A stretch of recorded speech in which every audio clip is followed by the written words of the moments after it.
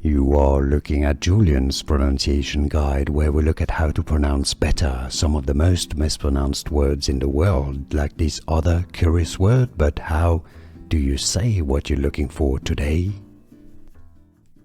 Let's learn how to pronounce the name of this bear from IKEA. Oh, by the way, if you want to learn how to pronounce IKEA properly, make sure to stay tuned. This is also a meme, I believe. It's pronounced in Swedish.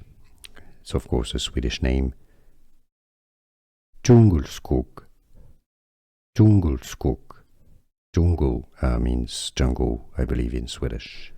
Here are more videos on how to pronounce more confusing words and names too many mispronounced. Like this video if you found it useful. I appreciate your support. I'll see you soon and thanks for watching.